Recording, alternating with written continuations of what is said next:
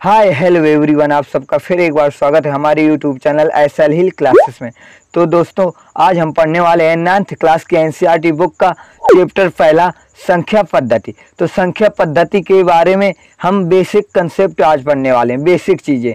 तो चलिए वीडियो शुरू करते हैं। और दोस्तों, वीडियो शुरू करने से पहले अगर आपने अभी तक हमारे चैनल को सब्सक्राइब नहीं किया है तो प्लीज़ लाल कलर के सब्सक्राइब बटन को दबाकर हमारे चैनल को सब्सक्राइब कर ले और बेल आइकन को प्रेस कर दें, तो जिससे आपको आने वाली वीडियो की नोटिफिकेशन मिल सके। और दोस्तों, अगर आपको वीडियो पसंद आए तो वीडियो को लाइक एंड शेयर करें। तो चलिए वीडियो शुरू करते हैं। तो हम पढ़ेंगे अध्याय 1 संख्या पद्धति। संख्या पद्धति के बेसिक कंसेप्ट, ठीक है ना। तो संख्या पद्धति के बेसिक कंसेप्ट में सबसे पहले हमको पढ़ना है प्राकृतिक संख्याएं, ठीक है। तो प्राकृतिक संख्याएं क्या होती हैं? तो दोस्तों, अगर मैं आपसे कहूं कि आप यहाँ पे काउंटिंग करिए, आप यहाँ पे गिनती गिनिए, तो आप क्या गिनेंगे? आप कहाँ से स्टार्ट करेंगे? 1 2 3 4 5 6 7 8 9 10। अगर आप फिर मैं दूसरे से कहूँगा तो वो भी इंसान 1 2 3 4 5 6 7 8 9 10, यानी वो कहाँ से गिनती स्टार्ट करेगा? 1 से ही। तो दोस्तों, ये हमारा प्राकृतिक स्वभाव है कि हम गिनती 1 से ही स्टार्ट करते हैं। तो ठीक है, तो इसी प्रकार प्राकृतिक संख्याएं, कि जो संख्याएं 1 से स्टार्ट होती हैं उन्हें हम क्या कहते हैं? प्राकृतिक संख्याएं। तो हम क्या लिखेंगे? जो यहाँ पे दोस्तों हम लिख जो संख्याएं 1 से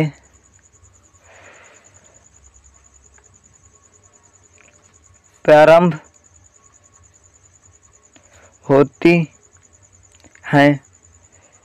वे प्राकृतिक संख्याएं कहलाती हैं। ठीक है दोस्तों, जो संख्याएं 1 से प्रारंभ होती हैं वे प्राकृतिक संख्याएं कहलाती हैं। ठीक है दोस्तों, आप एग्जाम्पल देख लीजिए। एग्जाम्पल हमारे क्या हो जाएगा? 1 2 3 4 5 डैश। ठीक है ना दोस्तों, अब हम पढ़ चुके प्राकृतिक संख्याएं। तो दोस्तों, अगर हम प्राकृतिक संख्याएं पढ़ चुके तो अब आएंगे हम पूर्ण संख्याएं में। ठीक है दोस्तों, लेकिन प्राकृतिक संख्या हमारी कहाँ से स्टार्ट थी? 1 से स्टार्ट थी। और 1 से स्टार्ट थी तो हमें तो क्या 1 2 3 4, यानी 1 2 3 4 5 6 7 8 9, हम कहाँ तक जाते थे? ओनली 9 तक। ठीक है दोस्तों, और 9 के आगे हमारी गिनती नहीं हो पाती थी। तो जैसे ही हमने गिनती में हमने 0 ऐड किया तो हमारी गिनती क्या होने लगी? पूरी होने लगी। ठीक है दोस्तों, अगर आपको हम पहले एग्जाम्पल बता दूं फिर बात के डेफिनेशन लिखवाऊंगा। आप देखिए एग्जाम्पल, अगर हमने 0 ऐड कर दिया, फिर हमने 1 2 3 4 5 6 7 8 9 10। अब देखो, तो हमारे 9 तक पहले थी हमारी प्राकृतिक संख्या। जैसे ही हमने 1 और में 0 ऐड कर दिया तो क्या हमारी 10 हो गई, फिर 11। तो हमारी क्या हो गई? गिनती पूरी होने लगी कि नहीं होने लगी? तो ठीक, यानी कि पूर्ण संख्याएं क्या होंगी? कि जो संख्याएं 0 से प्रारंभ हो। यानी कि अगर हम प्राकृतिक संख्याओं में हम 0 को ऐड कर दें तो क्या संख्या बन जाती है? वे पूर्ण संख्याएं बन जाती हैं। अब इसकी डिफिनीशन लिखेंगे, यानी परिभाषा। तो क्या लिखेंगे? कि वे संख्याएं जो 0 से प्रारंभ होती हैं उन्हें हम पूर्ण संख्याएं कहते हैं। यानी दोस्तों, कि जो संख्याएं 0 से स्टार्ट होंगी, 0 से प्रारंभ होंगी, वे हमारी क्या होंगी? पूर्ण संख्याएं होंगी। हमने एग्जाम्पल पहले ही लिख दिया। और दोस्तों, पूर्ण संख्याओं को हम क्या लिख सकते हैं? अगर पूर्ण संख्या को अगर हम लिखना चाहें तो किसके बराबर हो जाएगी? यानी कि प्राकृतिक संख्याएं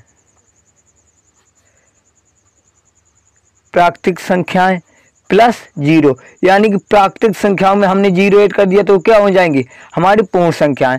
अगर हम लिखना चाहें तो लिख सकते हैं नेचर नंबर प्लस 0, तो वो क्या बन जाती है, इक्वल टू होल नंबर या पूर्ण संख्या। ठीक है दोस्तों, अगर हम नेचर नंबर में हम 0 ऐड कर दें, यानी प्राकृतिक संख्याओं में हम 0 को ऐड कर दें, तो वो संख्या क्या बन जाती है, पूर्ण संख्या बन जाती है। ठीक है दोस्तों, ये एग्जाम्पल है 0 से 1 2 3 4 5। अब दोस्तों आएंगे आगे नंबर, अगला क्या है, सम संख्याएं। तो दोस्तों आखिरकार सम संख्याएं क्या होती है, सम संख्याओं को इंग्लिश में हम इवन नंबर कहते हैं। तो सम संख्याएं क्या होती हैं, यानी दोस्तों अगर हमारे पास कोई भी संख्या है और वो 2 से विभाज्य है, यानी 2 से डिवाइड हो जा रही है, 2 से पूरी पूरी कट रही है, तो उसे हम क्या कहेंगे, सम संख्याएं कहेंगे। तो हम क्या कह सकते हैं दोस्तों कि वे संख्याएं जो 0 से विभाज्य होती हैं या 0 से पूर्णतः कट जाती हैं, तो उन्हें हम क्या कहते हैं, सम संख्याएं कहते हैं। तो अब इसकी डिफिनेशन देख लेते हैं कि वे सभी संख्याएं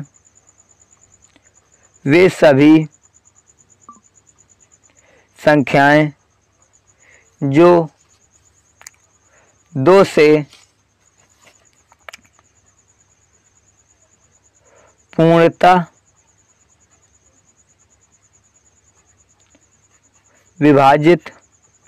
पूर्णतः विभाजित हो जाती हैं, उन्हें हम सम संख्या कहते हैं।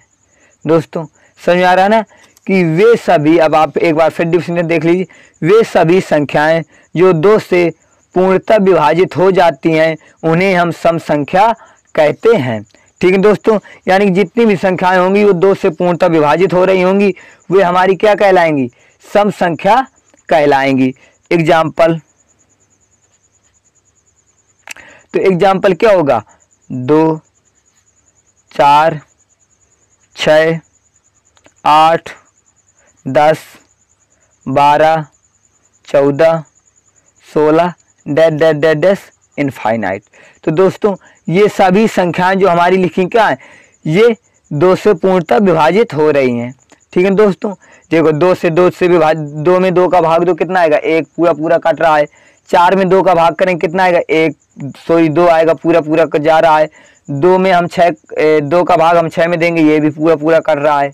ठीक है दोस्तों, तो क्या होगी, अगर हम सम संख्याएं कहें तो बिल्कुल सिंपल सी परिभाषा है कि वे सभी संख्याएं जो 2 से पूर्णतः विभाजित हो जाती हैं, उन्हें हम सम संख्या कहते हैं। ठीक है ना दोस्तों, अगर अब सम संख्या अब समझ में आ गया तो आप क्या पढ़ेंगे, विषम संख्याएं, ऑड नंबर। दोस्तों विषम संख्या को हम इंग्लिश में कहते हैं ऑड नंबर। और ऑड नंबर क्या होता है, यानी सम संख्या का बिल्कुल उल्टा। अगर हमें सम संख्या पता हो गया तो इसके अलावा जो जितनी भी संख्याएं होंगी वे सभी क्या होंगी, विषम संख्याएं। यानी कि जितनी, अगर हमें सम संख्या पता है और सम संख्या के अलावा जितनी भी संख्याएं होंगी वे सभी विषम संख्याएं होंगी। और अगर इसकी हम डिफिनीशन लिखना चाहें तो क्या लिखेंगे कि वे सभी संख्याएं जो 2 से पूर्णतः विभाजित नहीं होती हैं, उन्हें हम विषम संख्याएं कहते हैं। ठीक है दोस्तों, तो अब इसके भी डिफिनीशन लिखेंगे कि वे सभी संख्याएं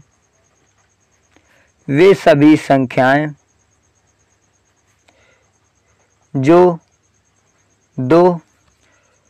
दोस्तों कि वे सभी संख्याएं जो 2 से पूर्णतः विभाजित हो, सॉरी वे सभी संख्याएं जो 2 से पूर्णतः विभाजित नहीं होती हैं,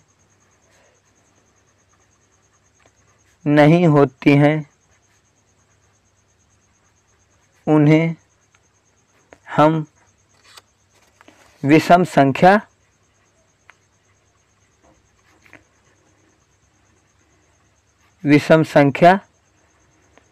कहते हैं।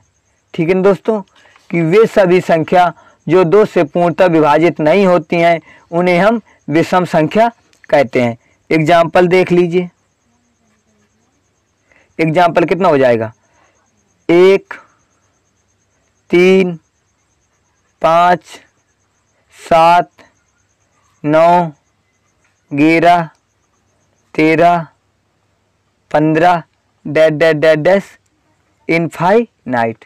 ठीक है दोस्तों, विषम संख्याएं क्या हो गई कि वे सभी संख्याएं जो 2 से पूर्णतः विभाजित नहीं होती हैं उन्हें हम विषम संख्या कहते हैं। एग्जाम्पल 1, 3, 5, 7, 9, 11, 13, 15 यानी कि वे सभी संख्याएं हो जाएंगी जो 2 से नहीं कटेंगी।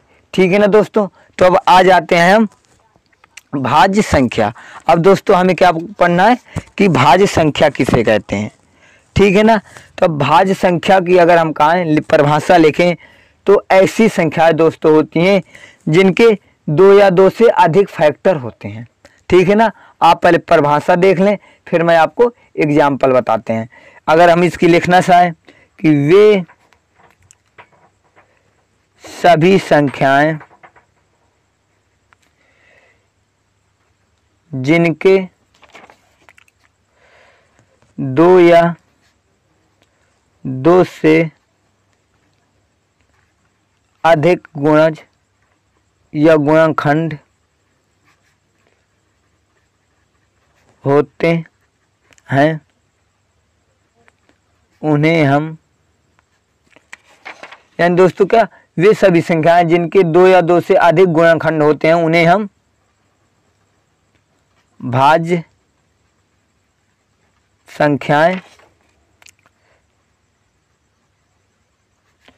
कहते हैं। ठीक है दोस्तों कि वे सभी संख्याएं जिनके गुणनखंड क्या होंगे 2 या 2 से अधिक हों। एग्जाम्पल देख लेते हैं। आप एग्जाम्पल देखिए तो कितना आएगा। हम अगर लिखना चाहें तो हम लिख दें 4, 6। ठीक है दोस्तों 9, 12 डैश। अब हम आपको समझा रहे हैं। तो देखिए 4 के अगर हम फैक्टर करेंगे तो अगर हम 4 के फैक्टर में कितना होगा 4 तो 1 से डिवाइड हो जाएगा, फिर 2 से डिवाइड हो जाएगा, फिर यह स्वयं 4 से डिवाइड हो जाएगा। ठीक है ना।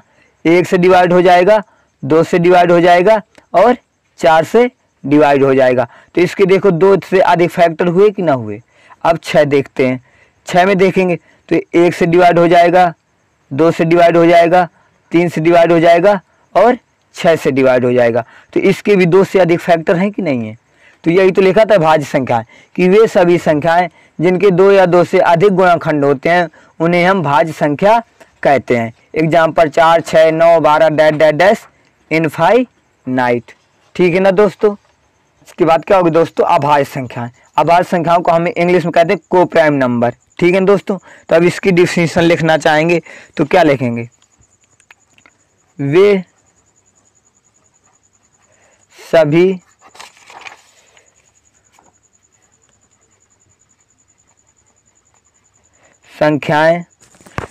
संख्याएं जिनके केवल 2 गुणनखंड होते हैं। दोस्तों क्या होंगी कि वे सभी संख्याएं जिनके केवल 2 गुणनखंड होते हैं उन्हें हम अभाज्य संख्याएं कहते हैं।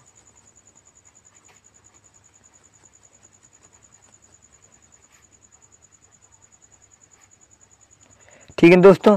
क्या होगा अभाज्य संख्याएं, इंग्लिश में कहते हैं को प्राइम नंबर, यानी वे सभी संख्याएं जिनके केवल 2 गुणनखंड होते हैं उन्हें हम अभाज्य संख्याएं कहते हैं। ठीक है दोस्तों।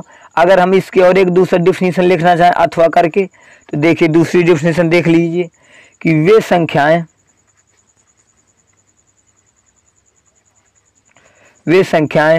जो 1 से कटें या विभाज्य हों या फिर दोस्तों की वे संख्याएं जो 1 से कटें या विभाज्य हों या फिर स्वयं से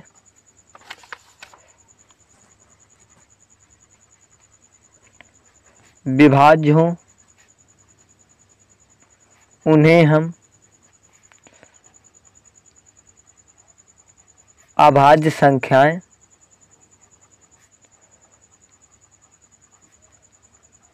कहते हैं। ठीक है दोस्तों। हमने दोनों डिफिनीशन लिखवा दी। पहली डिफिनीशन क्या थी फिर एक बार देख लीजिए कि वे सभी संख्याएं जिनके केवल 2 गुणनखंड होते हैं उन्हें हम अभाज्य संख्याएं कहते हैं। और दूसरा कि वे संख्याएं जो एक से कटे या विभाज्य हों, फिर या तो एक से कटे या स्वयं से कटे, वे संख्याएं हम क्या वे संख्याओं को हम अभाज्य संख्या कहते हैं। आप एग्जाम्पल देख लीजिए। नंबर 2 हो गया, 3 हो गया, 5 हो गया, 7 हो गया, डैश डैश डैश इनफाइनाइट। अब देखिए एग्जाम्पल में हम इसे और समझा दें। अगर 2 के हम फैक्टर करें क्या होंगे, या तो वो 1 से कटेगी या फिर 2 से कटेगी। अगर हम लिखेंगे 3 तो 3 के या तो 1 से कटेगी या फिर 3 से कटेगी। अगर हम यहाँ पे अब 5 के फैक्टर करें कितना होगा, या तो 1 से कटेगा या फिर 5 से कटेगा। तो यही तो हमारी डेफिनेशन कही रही है कि वे संख्याएं जो या 1 से कटें या फिर स्वयं से कटें, तो उन्हें हम क्या कहेंगे, अभाज्य संख्याएं। या फिर कह सकते हैं कि वे सभी संख्याएं जिनके केवल कितने फैक्टर हों, 2 फैक्टर हों। तो अब इनमें देखिए प्रत्येक संख्या के केवल 2 ही गुणनखंड होंगे, ठीक है ना दोस्तों। तो आए समझ में। तो ऐसी संख्याओं को हम क्या कहते हैं, अभाज्य संख्याएं, ठीक है ना। अब आ जाएंगे पूर्णांक। अब पूर्णांक क्या होता है, इंटीजर। तो इंटीजर बहुत ही सिंपल है। इंटीजर हम उसे कहते हैं कि माइनस अनंत से लेके प्लस अनंत के बीच की सभी संख्याओं को हम क्या कहते हैं, पूर्णांक कहते हैं। देखिए डिफिनीशन कितना हो जाएगा, हम लिखना चाहिए माइनस अनंत से प्लस इनफाइनाइट के बीच की सभी संख्याएं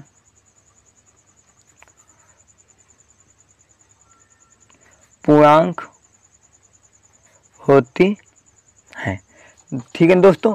माइनस अनंत से प्लस अनंत के बीच की, और वो माइनस अनंत और प्लस अनंत उनको भी ऐड करना है, उन सभी संख्याओं क्या होती है, हमारी पूर्णांक होती हैं। एग्जाम्पल आप दिखा दें। एग्जाम्पल कितना लिख, माइनस अनंत dash dash dash -3 -2 -1 0 1 2 3 dash dash dash dash plus infinite. तो दोस्तों ये हो गए एग्जाम्पल। और दोस्तों पूर्णांक हमारे कितने होते हैं, 2 पूर्णांक होते हैं। नंबर 1 होता है धन पूर्णांक और होता है ऋण पूर्णांक। तो हमारे पास धन पूर्णांक क्या हो जाएगा, धन पूर्णांक, और हमारे पास एक क्या होगा, ऋण पूर्णांक, यानी पॉजिटिव इंटीजर और निगेटिव इंटीजर। तो पॉजिटिव इंटीजर कहाँ से आएंगे दोस्तों, तो 0 से आगे की, 0 से यानी 1 से प्लस अनंत तक की संख्याओं को हम क्या कहेंगे, धनात्मक पूर्णांक। 1 2 3 डैश डैश डैश इनफाइनाइट, ठीक है दोस्तों। और ऋण पूर्णांक क्या होगा, तो -1 से माइनस अनंत के बीच की संख्याओं को हम क्या कहेंगे, ऋण पूर्णांक। तो -1 -2 -3 dash dash dash minus infinite, ठीक है दोस्तों। और 0, तो 0 दोस्तों क्या होता है, 0 ना तो धन पूर्णांक होता है और ना ही ऋण पूर्णांक होता है। 0 तो ना तो धन पूर्णांक होता है और ना तो ऋण पूर्णांक होता है, ठीक है दोस्तों। 0 ना तो धन पूर्णांक होता है और ना ही ऋण पूर्णांक होता है। समझ में आया दोस्तों। तो पूर्णांक क्या होते हैं, माइनस अनंत से प्लस अनंत की सभी संख्याओं को हम पूर्णांक कहते हैं। पूर्णांक हमारे 2 टाइप के होते हैं, धन पूर्णांक और ऋण पूर्णांक। तो धन पूर्णांक क्या होते हैं, तो धनात्मक की जितनी भी संख्याएं होंगी, यानी प्लस धनात्मक 1 से लेके धनात्मक अनंत की संख्याओं को हम क्या कहेंगे, धन पूर्णांक। -1 से लेके माइनस अनंत के बीच की संख्याओं को हम ऋण पूर्णांक कहेंगे। और दोस्तों 0 होता है ना तो धन पूर्णांक होता है और ना ही ऋण पूर्णांक होता है, ठीक है दोस्तों। अब हम पढ़ना है परमेय संख्या, कि दोस्तों परमेय संख्या क्या होती हैं। तो परमेय संख्या बिल्कुल सिंपल है, कि यानी जो संख्याएं P/Q के रूप में होती हैं, यानी 2 संख्याएं भिन्न के रूप में होती हैं, उन संख्याओं को हम क्या कहते हैं, परमेय संख्या। देखिए कि जो संख्याएं P/Q के रूप में होती हैं, उन्हें हम परमेय संख्या